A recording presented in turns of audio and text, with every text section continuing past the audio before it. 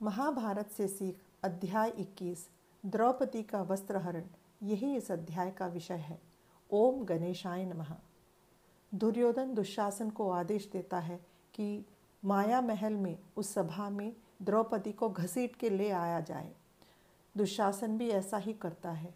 द्रौपदी सभा मंडप में मौजूद सभी से पूछती है कि जुए के खेल में क्या युधिष्ठिर पहले हारा या मुझे पहले हारा।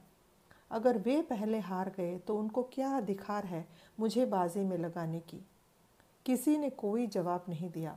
द्रौपदी की विपत्ति को देखकर भीम गुस्से से पागल हुए और युधिष्ठिर से प्रश्न किया कि एक अभ्यस्त जुआरी भी अपने लोगों को बाजी में नहीं लगाता। तुमने धन दौलत संपत्ति खोई, राज्य खोया और चारों भाइयों को भी खोया, लेकिन द्रौपदी को बाजी में लगाना महापाप था, क्योंकि वह हम पांचों की पत्नी थी। मैं तुम्हें दंड दूंगा, मैं तुम्हारे हाथों को जला डालूंगा। इस प्रकार क्रोध से आग बबूला होकर भीम गुस्से में बातें करते हैं। द्रौपदी की दुखदायी हालत को उनसे देखा नहीं जाता और वे गुस्से में भड़क उठते हैं। अर्जुन बीच में हस्तक्षेप करके भीम को शांत करते हैं। दुर्योधन का छोटा भाई विकर्ण द्रौपदी द्वारा सभा में पूछे गए सवालों को दोहराता है और उत्तर मांगता है। भीष्म और धृतराष्ट्र मौन धारण करते हैं। विकर्ण द्रोणाचार्य और कृपाचार्य से भी पूछता है कि यह कहाँ का न्याय है, लेकिन वे दोनों भी चुप रहते हैं। सभा में मौजूद सभी राजाओं से भी प्रश्न करता है विकर्ण, लेकिन वे भी मौन रहते हैं। कर्ण जो अब तक ये सब देख रहा होता है, वह विकर्ण को डांटता है और चुप रहने को कहता है। युधिष्ठिर ने जुए के खेल में अपना सारा आधिपत्य लुटा दिया और उसमें द्रौपदी भी शामिल है। द्रौपदी एक वैश्या है, क्योंकि उसने 5 लोगों से शादी की, विवाह किया। इस प्रकार कर्ण कहते हैं और विकर्ण से कहता है कि तुम्हारा दर्जा उससे कहीं ज़्यादा है, इसलिए तुम उसका पक्ष मत लेना और तुम्हें इस प्रकार बात नहीं करना चाहिए। इस प्रकार डांटने के बाद विकर्ण को चुप होना पड़ता है और कर्ण विकर्ण को चुप करा देते हैं और अपमानित भी करता है। कर्ण अभी दुशासन को आज्ञा देता है कि वह पांडवों और द्रौपदी के शरीर के ऊपरी हिस्से के कपड़े को निकाल दे। पांडवों ने खुद वह कपड़ा निकाल के फेंक दिया। दुशासन द्रौपदी की ओर बढ़ता है और वस्त्रहरण करने की कोशिश करता है।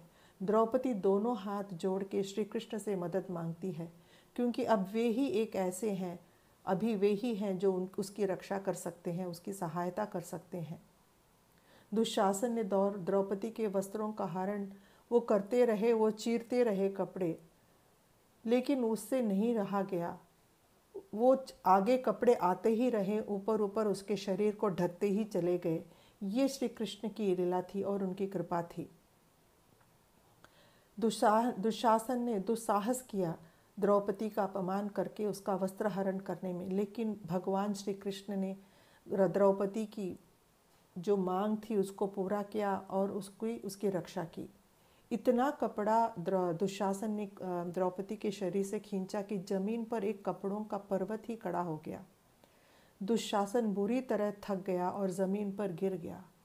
दुर्योधन अपने बाएं जांग से कपड़ा हटा के उसको थपथपाते हुए द्रौपदी की ओर देखता है और कहता है कि उसे आदेश देता है कि तुम आके मेरे इस जांग पे बैठो। यह आदेश देता है वहाँ के लोगों से कि इस दासी को खींचते ले आओ और यहाँ मेरे जांग पे बिठाओ।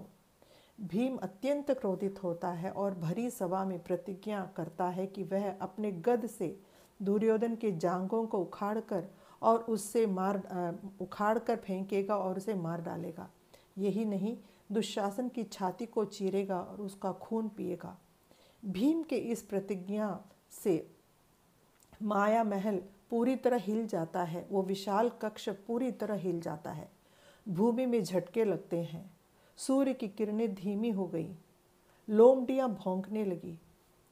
ये सब बहुत ही बुरे शगुन थे। अब तक गांधारी चुप थी, लेकिन इन भयानक अपशगुनों को महसूस करके धृतराष्ट्र को समझाती है, दुर्योधन ने जो किया है वह बड़ा पाप है और अधर्म है। धृतराष्ट्र भी संभल जाता है और द्रौपदी से माफ़ी मांगता है। और पांडवों ने जो कुछ भी इस जुए में खेला, जिस जुए के खेल में खोया, वो सब लौटाकर उन्हें इंद्रप्रस्थ वापस भेजता है। विधि की सच्चाई से कोई बच नहीं सकता। कल और भी विषय हम सुनेंगे। जय श्री कृष्ण।